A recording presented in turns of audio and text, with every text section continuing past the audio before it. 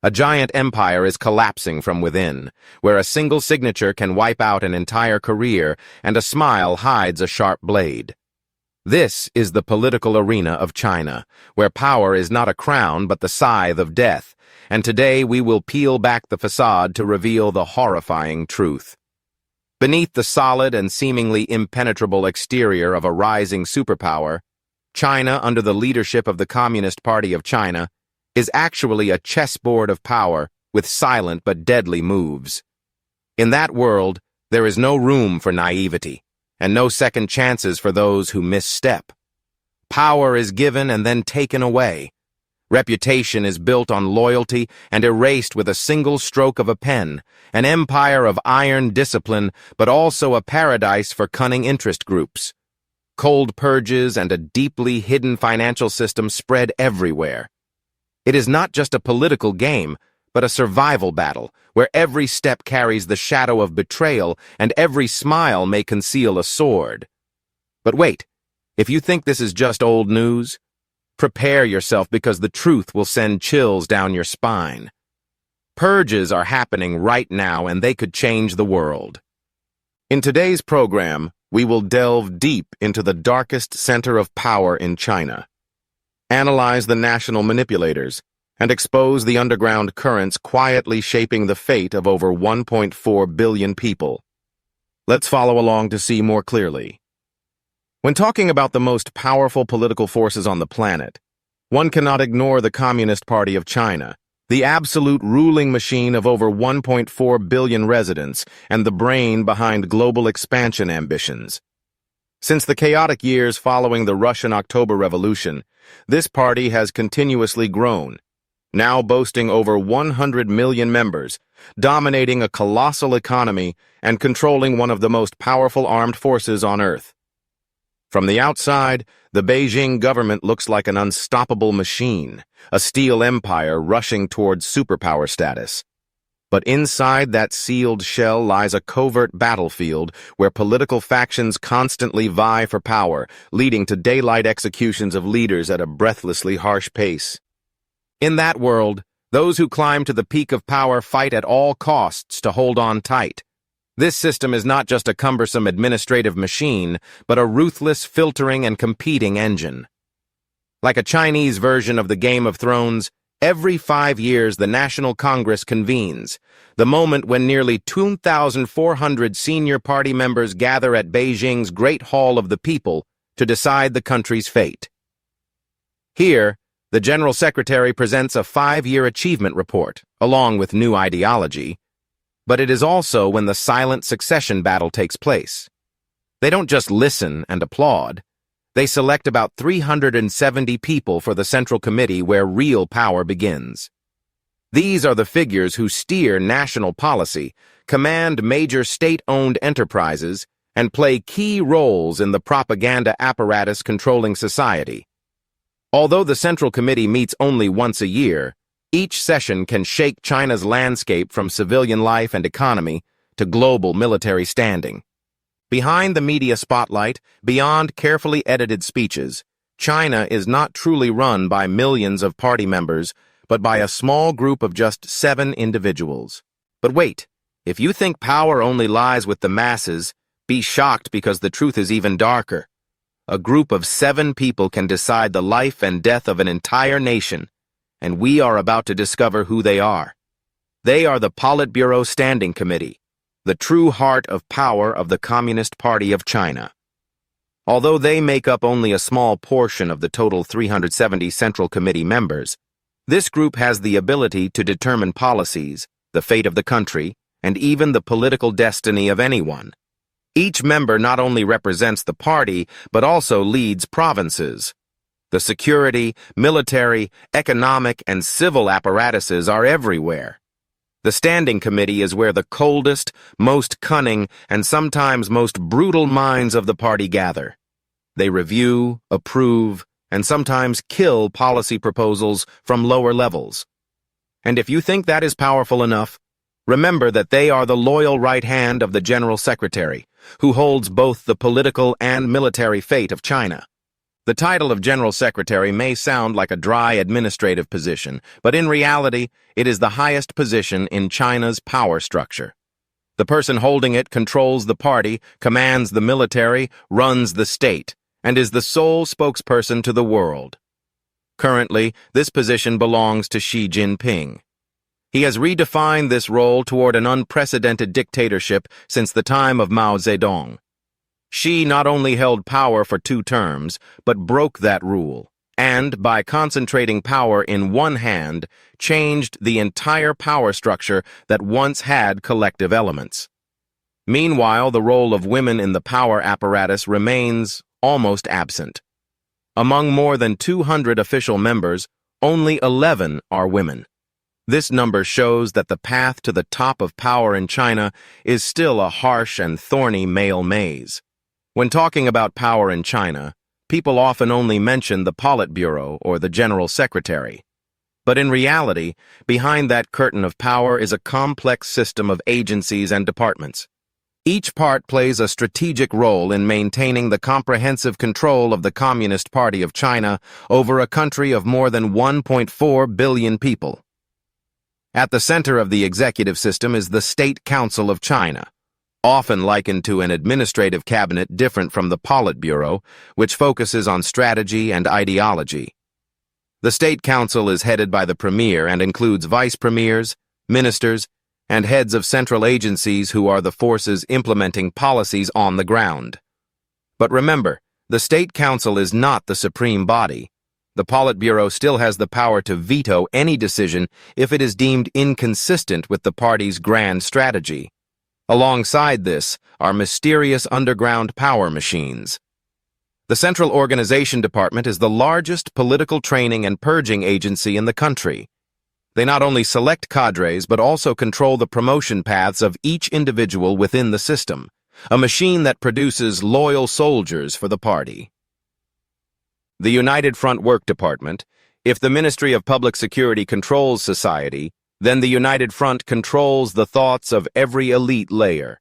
They manage ethnic minorities, religions, intellectuals, businesses, and even overseas Chinese holding sensitive positions abroad.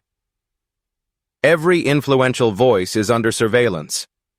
The National Security Commission, a new shadow in the political system, is an organization with absolute authority over national security, counter-espionage, and regime protection, but rarely appears publicly. The National Development and Reform Commission, the economic brain of China, shapes every 5-year plan, controls public investment, and guides the entire national economy. The People's Bank of China not only issues currency, but is also the main tool for controlling monetary policy and maintaining financial stability in a tightly controlled economy. As for the National People's Congress, don't be fooled by the name. This is a formal legislative body whose delegates come to Beijing once a year, sit in meetings for 2 weeks, and press buttons to approve decisions that have already been predetermined.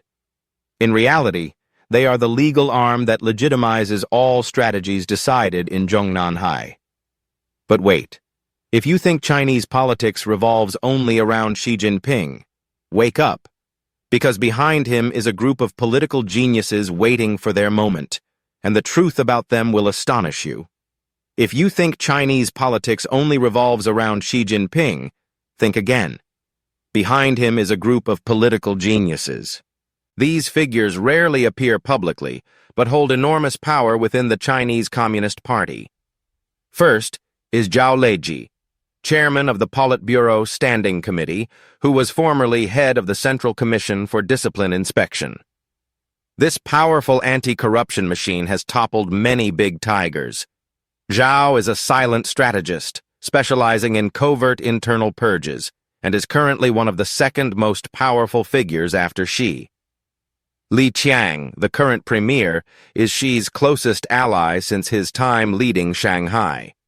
In charge of China's economy during a sensitive period, Li Qiang carries the heavy burden of reforming growth and stabilizing financial markets. Next is Wang Huning, nicknamed the Thought Monster. He is the mind behind a series of major strategies, from Xi Jinping Thought, the Chinese Dream, to the Belt and Road Initiative.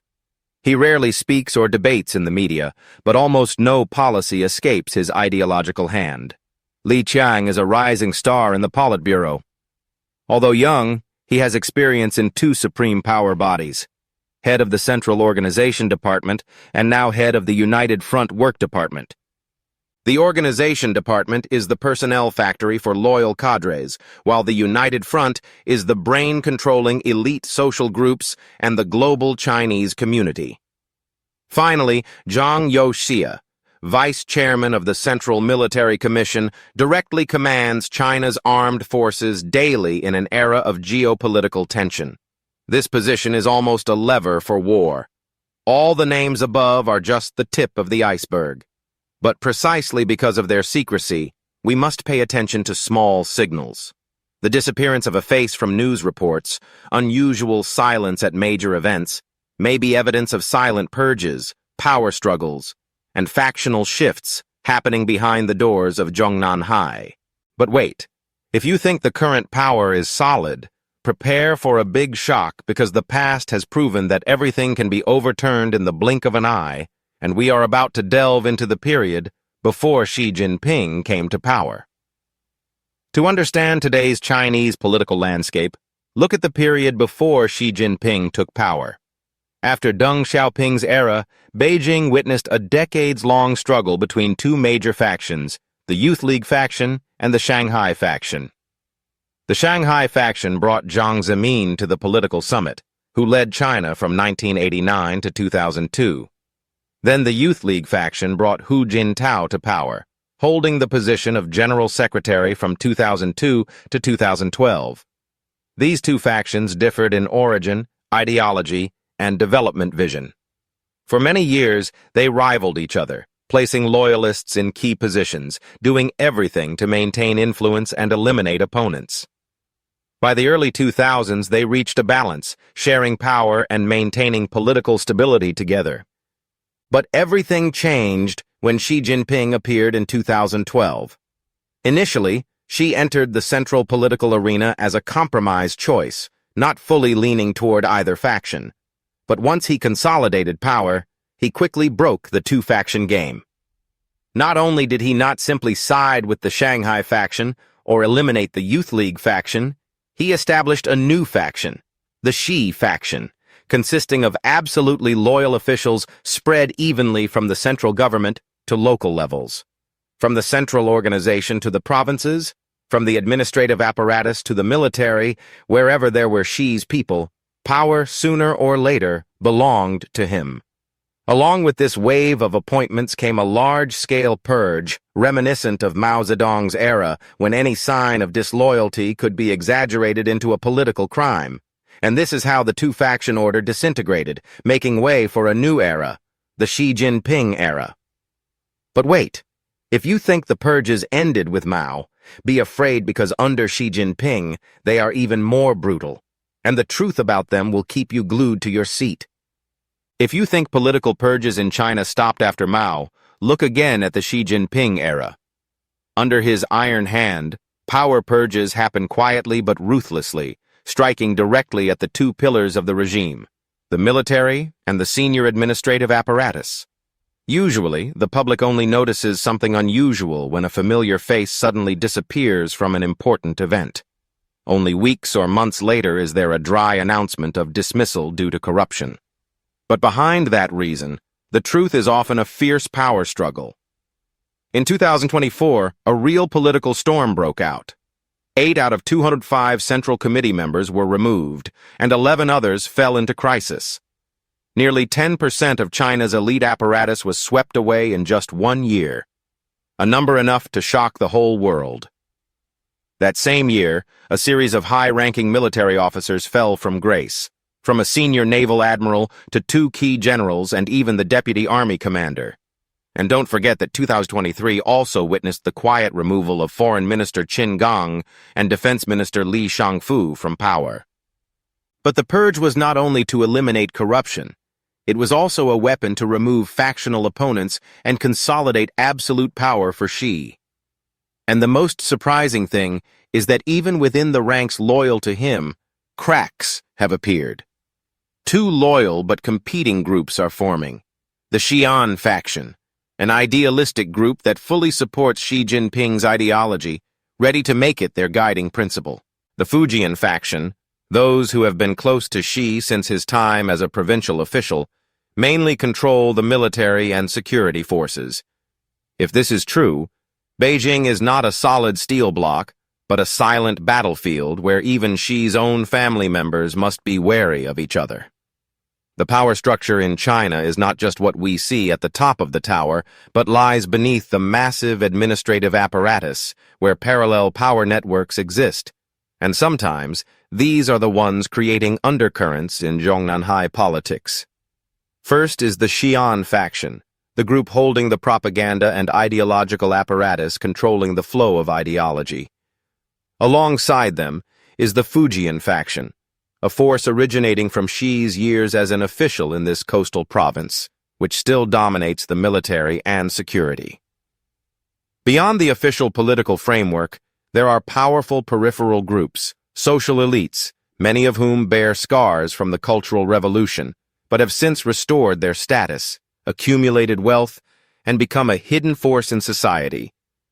The tech tycoon class, from Jack Ma, Pony Ma, Lei Jun to Zhang Yiming, are technology billionaires capable of coordinating hundreds of millions of users. Although many have been restrained, their wealth and international influence remain a double-edged sword for Beijing. Local warlords, provincial party secretaries, and mayors in wealthy regions like Guangdong, Jiangsu, Shanghai, or Shenzhen hold enormous budgets and directly influence tens of millions of people. Actual power sometimes far exceeds what political reports show. In an environment where a small mistake can destroy a career, China's elite often adopt a two-step strategy: stay hidden until victory is certain and accumulate assets as a fallback. It is no surprise that a large portion of their wealth has been transferred abroad, hidden in banks and digital assets out of Beijing's reach. Because in the power game in China, nothing is safe unless you prepare for the day you become the next target. Unlike Western tech billionaires who like to flaunt yachts and villas, China's elite behave very differently. For them, wealth must be hidden deeply and carefully, only used when there is truly no other choice. Because they understand that all current power exists only as long as Xi allows it. And ironically, the closer you are to him today, the easier it is to become a purge target tomorrow. The openly known tycoon class, such as Jack Ma or Zhang Yiming, although sometimes publicly disclosing their assets, in reality, much of their wealth may have been scattered overseas, carefully hidden in complex financial structures. Along with the long-standing tycoons, families who survived the Cultural Revolution and multiple political purges, they remain absolutely silent, leaving no signs, no numbers, no loopholes to be used as an excuse for investigation. But the most interesting thing is that a large portion of overseas assets are held in personal names, but actually operate as the regime's secret reserve funds. An analyst called this phenomenon self-sustaining dark sovereignty, meaning a private financial system of powerful families, not directly controlled by the state, but can be mobilized when needed. Secret accounts, transnational investments, all create a gray area where politics, economics, and even semi-legal networks intersect. That money may serve China, but it may also not. And at that intersection, we clearly see many retired former leaders. Officials who have settled down or elite groups who seem to have withdrawn from the battlefield still quietly hold enormous financial power. They are waiting for the right moment. And when factional battles reach their climax, just one timely injection of money can turn the entire chessboard of Beijing's power dynamics. In the shadows of the system, many businessmen who have amassed wealth illegally or opaquely are trying to buy their way into mainstream politics. Not openly, but by bribing loyalty, funding ideological campaigns, or simply ensuring silence. These assets are not kept in local bank accounts. They are hidden behind layers of shell companies, trusts, and transformed into international assets protected by foreign banks that are untouchable even if the owners are purged. Some analysts describe this system as a dark power zone, where local leaders focus on survival and enrichment, while the central government is immersed in political campaigns and ideological games. This deep fragmentation prevents Xi from tightening absolute power as he wishes. Meanwhile, private capital, from tech tycoons to real estate magnates, has found a way to avoid being caught in the storm by converting vulnerable domestic assets into safe overseas assets, escaping all interference. One analyst likened Chinese politics to a modern version of the Game of Thrones. And indeed, in this game, the winner does not need the throne, only control over the secret flow of money. Because these underground financial networks nurture factions in the shadows, fueling power struggles that prevent Beijing's machinery from ever truly stabilizing. But wait, if you think Beijing is clueless about these networks, be horrified. They know everything and use them to control, but the reality is even more complex. There is nothing Beijing does not know. And of course, they are well aware of this semi-public, semi-private power network operating beyond direct control. That is why the United Front Work Department, a powerful arm of the Chinese Communist Party, has been strongly reinforced under Xi Jinping to control elites both inside and outside the country. The goal is to force all influential people to follow Beijing's desired direction through persuasion, political pressure, or, if necessary, discreet coercive measures. Meanwhile, underground players, retired tycoons and officials, and factional networks still use money and influence to slip through cracks in the system. They know when to stay silent and when to fuel the game. And now, looking at the whole picture from above, we see a sophisticated political machine. A system that does not allow open debate, but encourages conspiracy and intrigue. A network where personal power is tightly linked to group power, making every choice highly risky. A political stage where every move is monitored and anyone can become a target, from superiors to subordinates to peers. In this double-faced game, the best player is not the loudest but the one who knows how to hide, wait for the right moment, and strike decisively when the opportunity comes. And if they win, they not only survive, but can shape the future of a rising superpower where 1.4 billion people are caught in the global power chessboard. Dear viewers, if this video makes you think, please like, subscribe to the Global Panorama channel, and comment below so I, Mr. Jack, can know your opinion. Don't forget to share so everyone can explore the hidden truth together.